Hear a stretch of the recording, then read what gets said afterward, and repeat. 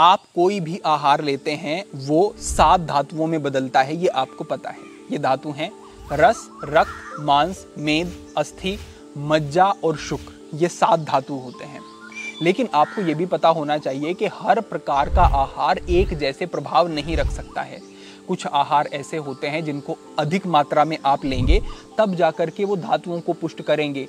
कुछ आहार ऐसे होते हैं जो कम मात्रा में ही आप लेते हैं, उससे ही धातु पुष्ट होकर के शरीर मजबूत होना शुरू हो जाता है। कुछ आहार या औषधियाँ ऐसी होती हैं जिनको काफ़ी समय लगता है धातुओं को पुष्ट करने में, लेकिन कुछ औषधियाँ या आहार ऐसे होते हैं जो कि कम समय में ही धातुओं को पुष्ट करती हैं और बड़े अच्छे प्रभाव दिखाती हैं। आज हम बात कर रहे हैं उन चीज़ों के विषय में जो तेज़ी से धातुओं को पुष्ट करेंगी, और धातु अगर पुष्ट होंगे तो चाहे आलस्य आता है, थकान बहुत रहती है, वो समाप्त होगी, शरीर में ऊर्जा का स्तर बढ़ेगा, शरीर में बल बढ़ेगा, ओज बढ़ेगा, तेज बढ़ेगा, और आप अगर वजन बढ़ाना चाहते हैं, फैट को कम करना चाहते हैं, वो भी आपका उद्देश्य पूरा होगा। साथ ही स्मृति पर, बुद्धि पर भी इसका बहुत ही अच्छा प्रभाव देखने को मिलेगा। तो कोई भी स्त्री हैं चाहे पुरुष हैं जो इस प्रकार के प्रभाव चाहते हैं, इस मार्गदर्शन को बड़े ही ध्यान से देखेंगे। आगे बढ़ते हैं और अब हम इस विषय में क्या क्या आपको जानना है इस पर बात करते हैं। जो औषधियां हैं उससे पहले मैं औषधियों का आधार जो है उस पर थोड़ा सा संकेत करना चाहूंगा। औषधियों का आधार है दूध, यानी कि दूध के साथ ही इन औषधियों का प्रयोग आपको करना है। और इन औषधियों का क्या, आप कोई भी पुष्टि कारक, शरीर में बल का वर्धन करने वाले योग को प्रयोग करेंगे तो यही कहा जाएगा कि दूध के साथ इसका प्रयोग करें, क्योंकि दूध में बहुत सारे ऐसे गुण होते हैं जो कि धातुओं को बहुत ही तेजी से पुष्ट करने में सहायक होते हैं। और दूध भी कई प्रकार के होते हैं, और हमारे आयुर्वेद शास्त्रों में सभी प्रकार के दूध का वर्णन है, चाहे गाय का हो, भैंस का हो, बकरी का हो, भेड़ का हो, ऊँटनी का हो, चाहे वो गधी का क्यों ना हो। अलग अलग प्रकार के दूध के गुण और उपयोगिता बताई गई है। लेकिन मैं बात करूंगा भैंस के और गाय के दूध के विषय में, क्योंकि यही बहुतायत में आज प्रयोग किया जाता है। तो देखिए, ऐसा बिल्कुल नहीं है कि भैंस का दूध उपयोगी नहीं होता है, ऐसा नहीं है। बात यह है कि आपका उद्देश्य क्या है, इस पर निर्भर करता है कि कौन सा दूध आपके लिए कितना उपयोगी है। इस बात में कोई संदेह नहीं है कि गाय के दूध में, देसी गाय के दूध में बहुत सारे ऐसे गुण और तत्व होते हैं जो कि ज्यादा उपयोगी होते हैं। लेकिन ये बिल्कुल नहीं है कि भैंस का दूध उपयोगी नहीं होता है। देखिए, जो भैंस का दूध है ये पचने में गुरु और भारी होता है, गरिष्ठ होता है, थोड़ा सा समय पचने में लेता है। तो जिनकी जठराग्नि अच्छी है, धातुओं को पुष्ट करना चाहते हैं, वो भैंस का दूध प्रयोग करते हैं तो बिल्कुल उपयोगी है। गाय का दूध पचने में सरल होता है, इसमें जल तत्व की मात्रा अधिक होती है, तो ये सुपाच्य है, आसानी से पच जाएगा। दोनों में अंतर है, लेकिन दोनों ही उपयोगी हैं। दूसरे स्थान पर इनकी प्रकृति की बात करें तो गाय का दूध ज्यादा ठंडा नहीं होता है, सम प्रकृति का आप इसको कह सकते हैं। लेकिन भैंस का दूध ज्यादा ठंडा होता है, ठंडक इसमें ज्यादा होती है प्रकृति में इसकी। भैंस के दूध में स्निग्धता यानी कि चिकनाहट अधिक होता है। तो जिन लोगों को रूखापन शरीर में बहुत अधिक है, ड्राइनेस बहुत अधिक है, या गर्मी बढ़ी हुई है, या पित्त बढ़ा हुआ है, उनके लिए भैंस का दूध बहुत गुणकारी है। और अगर आपकी प्रकृति सम है तो आप गाय के दूध का सेवन करते हैं तो ये बहुत उपयोगी रहेगा आपके लिए। जो रसायन होते हैं आयुर्वेद में, उस रसायन की श्रेणी में भी दूध को रखा गया है। रसायन का काम क्या होता है? बल को, ओज को, तेज को बढ़ाना, बुद्धि, मेधा, स्मृति को बढ़ाना, धातुओं को पुष्ट करना, जल्दी व्यक्ति को बूढ़ा ना होने देना, और शरीर को हर प्रकार से आंतरिक रूप से मजबूत और सक्षम बनाना रसायन का काम होता है। दूध को रसायन कहा गया है, तो इस प्रकार के सभी प्रभाव दूध आपके शरीर के ऊपर रखता है। साथ ही दूध को स्मृति और मेधा, बुद्धि को बढ़ाने वाला भी कहा गया है। इसीलिए जो भी दिमाग की क्षमता को बढ़ाने वाली औषधियां भी हैं, उनको दूध के साथ प्रयोग करने पर उनके प्रभाव ज्यादा मिलते हैं, क्योंकि एक तो औषधि का प्रयोग और ऊपर से दूध भी मेधा, बुद्धि, स्मृति को बढ़ाने वाला है, तो ये तेजी से रिजल्ट लेकर के आता है। वात और पित्त को ये कम करने वाला होता है, और आज के समय में जितनी भी बीमारियां और समस्याएं हैं ये वात और पित्त के कारण ही हैं, ये आपको भी पता है। तो वात को पित्त को कम करेगा तो ये बहुत ही गुणकारी स्वास्थ्य के लिए हो जाता है। अगर आपको बहुत एसिड बना हुआ है, बहुत आपको पेट में छाती में जलन हो रही है, तो बिना मीठा किए और ठंडा दूध आप ले लें और उसका सेवन करके देखें, तुरंत वो पित्त को ऐसे दबा देगा कि आप जो एसिडिटी के लिए गोलियां लेते हैं वो ऐसा काम नहीं कर सकती हैं जैसा ये दूध कर देगा, लेकिन ठंडा और फीका होना चाहिए। तो इस प्रकार से इसके बहुत सारे लाभ हैं, लेकिन कब ये लाभ मिलेंगे? जब दूध सही गुणवत्ता का होगा। यहाँ पर मैं 3 बिंदु कहूंगा। पहली बात यह है कि जो आज के समय में ब्रीडिंग की गई है और विशेष रूप से गायों में, इसीलिए हम नहीं कह सकते हैं कि गाय का दूध बहुत गुणकारी है, क्योंकि वो दूध नहीं है जो देसी गायों का हुआ करता था। दूसरी बात, अगर आप एक पशु ने दूध देना बंद कर दिया और उसके बाद उसको इंजेक्शन लगा करके हार्मोन्स के दूसरे कई प्रकार के इंजेक्शन और उससे दूध ले रहे हैं, तो वो दूध गुणकारी नहीं होगा आपके लिए। साथ ही अगर आप गाय का, भैंस का सारे दूध को एक जगह पर मिला दे रहे हैं और उसको फिर आप ग्रहण कर रहे हैं, तो ये भी उपयोगी नहीं है, क्योंकि गुण स्वभाव अलग अलग दूध के होते हैं। मैं तो कहूंगा कि 2 भैंस हैं, दोनों का एक साथ भी ना मिलाएं। अगर आपने दूध को लिया गाय से या भैंस से, तो उसको सीधा प्रयोग करें, तो वो ज्यादा अच्छा है। तो आप कहीं से भी दूध लेते हैं या आपके घर पर दूध है, तो उसका प्रयोग करते हुए इन चीजों का ध्यान आपको रखना है। अगर ये ध्यान रखते हैं तो दूध निश्चित रूप से आपके लिए गुणकारी, प्रभावशाली और अच्छा रहेगा, ये आप पक्का समझें। तो यहाँ तक हमने आधार को समझा, जो दूध है इन औषधियों का आधार, जो आगे हम औषधियां अब आपको बताने वाले हैं। अब हम समझते हैं कि ये औषधियां क्या हैं जिनका आपको प्रयोग करना है। देखिए, यहाँ पर सबसे पहली औषधि है अश्वगंधा।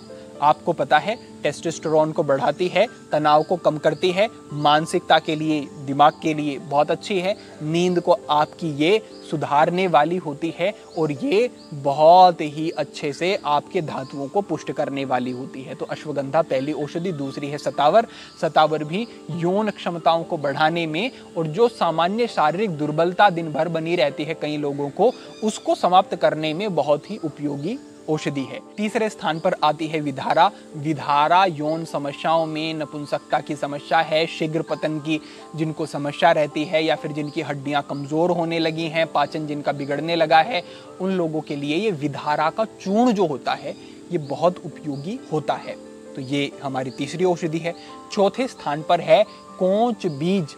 ये इसका भी चूर्ण ही लेना है, ये बड़ा ही उपयोगी है। कोंच बीज में एल-डोपा नाम का एक तत्व होता है जो कि डोपामाइन के प्रोडक्शन को बढ़ाता है या उसमें बदलता है। ये पार्किंसन की समस्या को ठीक करने में बहुतायत में प्रयोग किया जाता है। तो एक तरीके से आप ये कह सकते हैं कि दिमाग के लिए कोंच बीज जो है ये बड़े ही उपयोगी होते हैं, गुणकारी होते हैं। ये एंटी इन्फ्लामेटरी होते हैं, तो शरीर में कहीं भी दर्दें रहती हैं, इन्फ्लामेशन रहती है, तो उसको कम करके ये शरीर को निरापद अवस्था में या सहज एक आप रह सकें उस अवस्था में पहुंचाने में भी सहायक होता है। इससे आगे बढ़ते हुए जो तत्व हमारा है वो है सफेद मूसली। सफेद मूसली को व्हाइट गोल्ड भी कहा जाता है और ये बहुत ज़्यादा वाजीकरण का काम करती है, यानी कि अगर आपको यौन दुर्बलता बहुत अधिक है तो उसमें ये बहुत अच्छा काम करती है। सफ़ेद मूसली में सेफोनिन्स नाम के तत्व पाए जाते हैं। जो ये सेफोनिन्स हैं ये नाइट्रिक ऑक्साइड को बढ़ाते हैं शरीर में, और नाइट्रिक ऑक्साइड का काम होता है आपकी रक्त वाहिकाओं को फैला देना, और रक्त वाहिकाएं फैल जाएंगी तो उनमें रक्त का संचार ठीक तरीके से हो सकेगा। और इरेक्टाइल डिसफंक्शन की समस्या पुरुषों में जो होती है उसमें ये सुधार लेकर के आएगी, क्योंकि जो नपुंसकता की या इरेक्टाइल डिसफंक्शन की समस्या है वो रक्त का प्रवाह कम हो गया, उसकी वजह से कहीं ना कहीं वो बढ़ती है। तो रक्त का प्रवाह बढ़ेगा, जननेंद्रिय की ओर भी बढ़ेगा, तो इससे इरेक्टाइल डिसफंक्शन की समस्या में लाभ आपको मिलने वाले हैं। तो इस तरीके से ये सारी ही औषधियां आपके लिए काम करती हैं। औषधियां क्या क्या हुई? पहली हुई अश्वगंधा, दूसरी हुई सतावर, तीसरी हुई विधारा, चौथी हुई कोंच बीज और पांचवी हुई सफेद मूसली। ये 5 औषधियां हैं, इनका चूर्ण आपको लेना है। इस चूर्ण को एक स्थान पर आपको मिलाना है और एयर टाइट कंटेनर में बंद करके रखना है। कितनी कितनी मात्रा में इसको मिलाना है? तो आपको अश्वगंधा लेनी है 100 ग्राम, शतावर लेना है 100 ग्राम, विधारा लेनी है 50 ग्राम, कोंच बीज लेने हैं 50 ग्राम और सफेद मूसली लेनी है 50 ग्राम। ये इतना आपका अनुपात रहेगा। ये सारे चूर्ण के रूप में लेने हैं और इनको एक जगह पर मिला करके मैंने कहा कि एयरटाइट में डब्बे में बंद करके रख लेना है। इसको 1 महीने 2 महीने तक आप प्रयोग कर सकते हैं। अब प्रयोग कैसे करना है?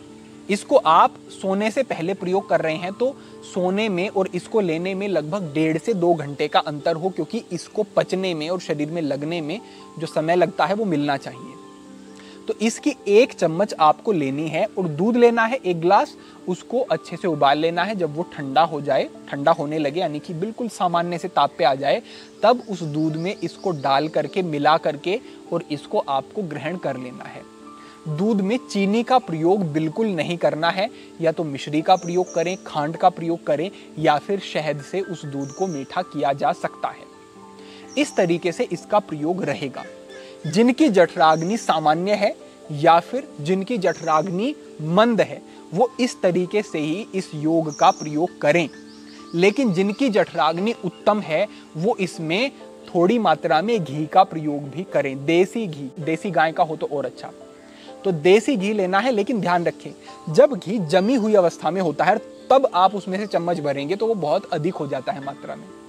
उसको पिघाल लें और पिघल जाए जब वो तरल हो जाए तो उसमें से 1 चम्मच लेकर के इसमें मिला करके और तब इसका सेवन करते हैं, तब ये आपके लिए ठीक अनुपात होगा। तो वो इस दूध में 1 चम्मच घी का प्रयोग भी कर सकते हैं जिनकी जठराग्नि उत्तम है।